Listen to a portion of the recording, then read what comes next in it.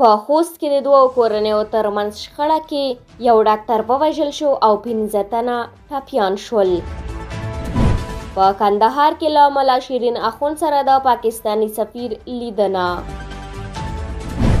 او وروستي خبره ده چې ذبیح الله مجاهد د کابینې نشتون علتونه په ګوته کړل. سلام، ستړي مشئ. پام مو راګرځوم د یاران ټي وي چینل څخه تازه او مهمه خبرونو ته. ویانده حیا حبیبي. اوس هم بشپړ خبرونه. بسم الله الرحمن الرحیم.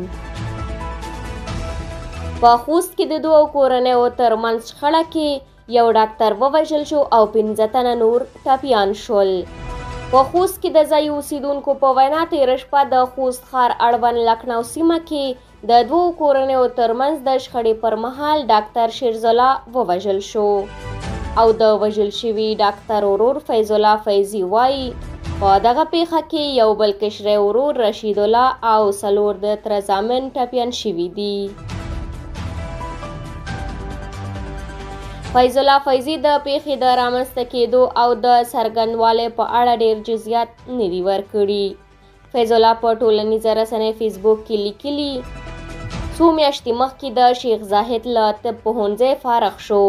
هم مهاله مو د یوې ډاکټرې سره د ژوند تړون مراسم ورته ونیول.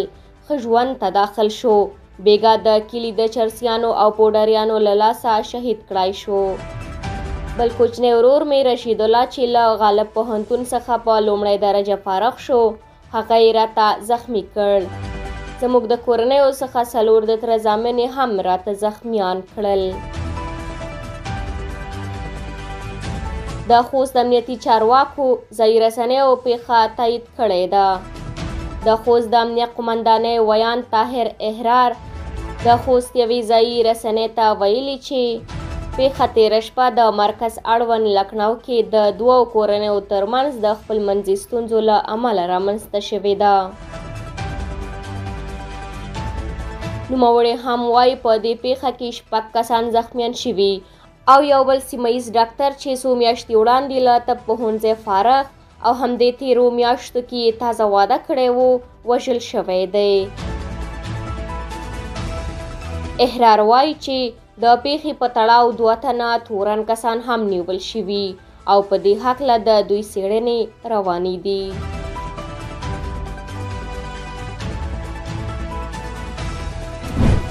په کندهار کې له ملا شیرین اخوند سره د نظاماني لیدنه.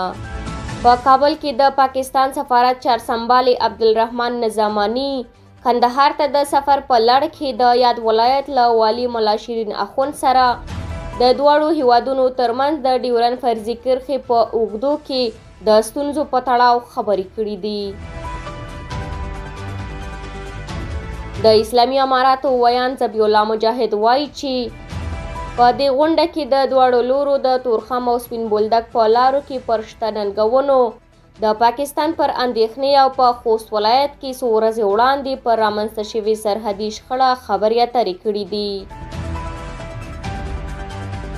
ښاغلی مجاهد وایي د کرښې په اوږدو کې د ښه امنیت په هکله ویل شوي چې دواړه لوري په دې هڅه وکړي. که چیرې تاسې خبر یاست 2 یا 3 ورځې مخکې په خوست کې یوه پیښه رامنځته شوې وه. هغه هم د والي صاحب تر سر لاندې ده او د هغې ګډې کمیټې مسؤلیت هم د والي صاحب پر غاړه دی چې کله ناکله د افغانستان او پاکستان ترمنځ غونډې لري. بلخوا د سیاسي چارو ځینې شنونکي د سرپرست حکومت او پاکستان ترمنځ د اړیکو ښه کول مهم بولي او پر دې باور دي چې اسلام آباد باید له کابل سره په ټولو برخو کې په خپل تعامل کې رښتینی وي. د سیاسي چارو شنونکی عزیز مارچ هم وایي د کندهار له والي سره د پاکستان د سفیر لیدنه دا چې په پاکستان کې بدلونونه رامنځته شوي، نوی دولت رامنځته شوی، نو پر دې بنسټ غواړي چې د پاکستان د راتلونکو اړیکو او د پالیسیو د څرنګوالي پیغام ورته ووایي او د هغه له لارې ملا هیبت الله ته ورسوي. د سیاسي چارو شنونکی معین ګل ځمکنی په دې هکله رسنیو ته وویل دا به ښه وي چې له ډیپلوماټیکې لارې دغه مسله حل کړو، نه د رسنیو له لارې. کیدای شي چې دغه مسله په عادي بڼه مخته یوړلی شي او ښه شي، څو دواړه هیوادونه له ښه وضعیته په مناسبه توګه استفاده وکړي. تر دې وړاندې هم د بهرنیو چارو وزارت سرپرست په افغانستان کې د پاکستان د سفارت له شارج دافیر سره په کتنه کې ویلي و چې کابل ته د عبدالرحمن نظاماني راتګ به د کابل او اسلام آباد ترمنځ د ډیپلوماټیکو اړیکو پر ښه کېدو ښه اغیز وکړي.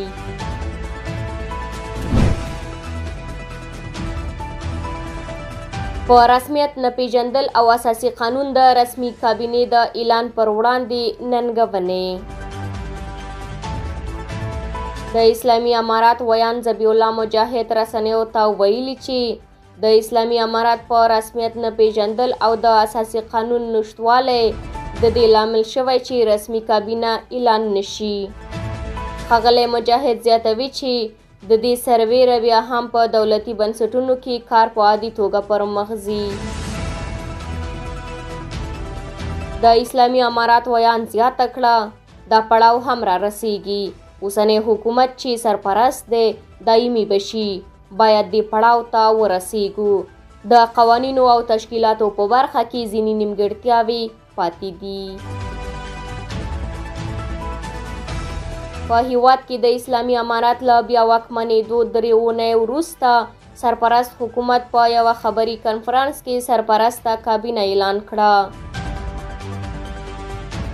که څه هم په هیواد کې د اسلامي امارات له بیا واکمنېدو نږدې 3 کاله تیریږي، خو لا هم د رسمي کابینې د اعلانېدو سرک نه لګیږي. ځانګړي 21 وزارتونه د سرپرستیانو لخوا اداره کیږي. د سرپرست حکومت په راتګ سره د 1480 کال اساسي قانون وځنډول شو او د بل اساسي قانون په تړاو هم معلومات نشته. بلخوا ځینې کارپوهان په هیواد کې د ثبات لپاره د اساسي قانون شتون مهم ګڼي او وایي چې د اساسي قانون تدوین د سرپرستې کابینې له مهمو دندو شمیرل کیږي. د حقوقي چارو شنونکی عبدالشکور دادرس په دې هکله رسنیو ته وویل د حقوقي قانون په نشتون کې هغه حکومت نه ملت ته ځواب ویونکی دی او نه کولی شي چې ملت محاکمه کړي. په دې معنی کله چې قانون نه وي په کوم بنسټ یو مجرم محاکمه کوي. د سیاسي چارو شنونکی معین ګل ځمکنی د اساسي قانون د ارزښت په هکله څرګندوي. زما په اند حکومت باید ملت ته مراجعه وکړي او د اساسي قانون بحث چې مهمه موضوع ده او په همدې توګه د رسمي کابینه اعلان کړي. تر دې وړاندې د انرژي او اوبو وزارت سرپرست په پکتیا کې په یوه غونډه کې په هیواد کې د قانون پر شتونوالي ټینګار کړی او هغه یې د هیواد یوه جدي اړتیا ګڼلې وه. دا وه د دې ساعت مهمه وروستي خبرونه. تر بیا ښه وختونه.